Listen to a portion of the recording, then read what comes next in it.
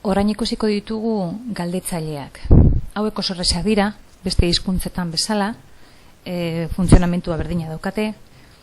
Hemen ditugu ereduak, klasean ikusi ditugunak. Quis est Marcus? Quae est Julia? Cuius servus est Davus? Lehenengoan, quis est Marcus? Quis da galdetzailea. Galdetzailea quis honek genero maskulinoa dauka, ikusten duzue adostasuna gorde egiten duela Markusekin, Markus maskulinoa data, bai? Orduan, gero horren erantzuna adostasun horren barruan mantendu egiten da. Beraz, quis es Marcus, Marcus puer Romanus est, hau da galdera horren erantzuna, eta honek ere mantendu egiten du maskulinoaren ezaugarri hau. Beste adjetiboekin ikusi egin genuen bezala. Hau ulertuta, beste formak berdin erabiltzen dira.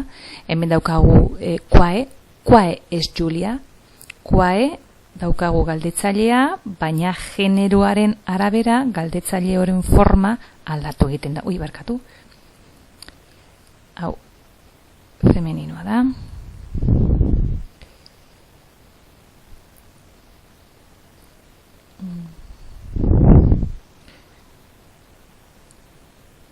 Qua femeninoa da, quae. Quae es Julia? Julia est puella romana. Eta adostasuna hori gordez, puella romana ere femeninos etorriko da.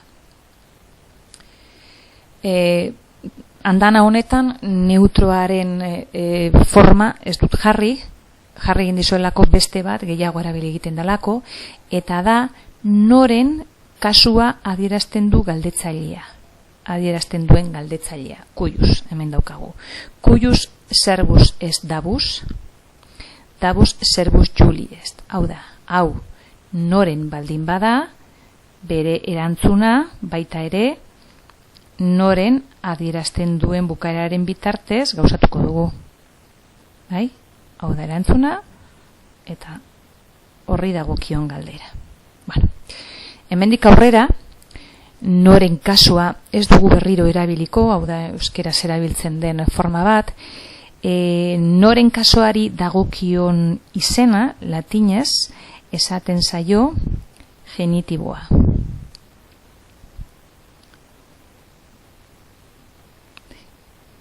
Genitiboa edo noren parekoa dira.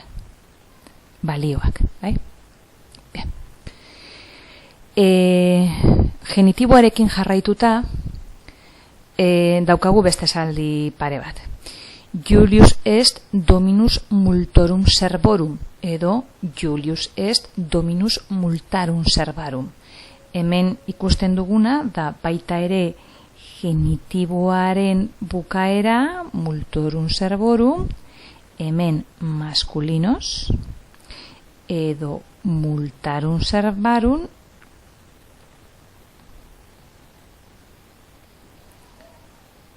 femeninos. Orain arte ikasi egin dugunarekin dago alde bat, eta da hemen plurala erabili egin dela. Bi forma hauek desberdinak dira, baina adierazten dute plurala bakoitza bere generoan. Bai? Beraz, Julius da zerbitzari askoren jabea, edo Julius da neskame askoren jabea.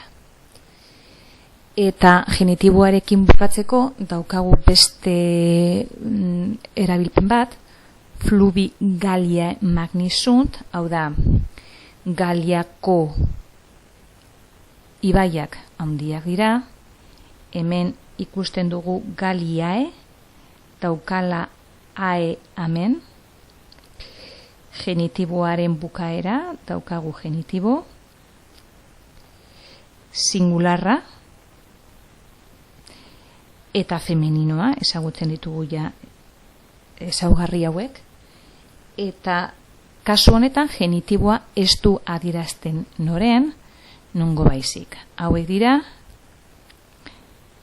noren eta nongo dira genitiboaren balio garrantzitsuenak nabarmenen.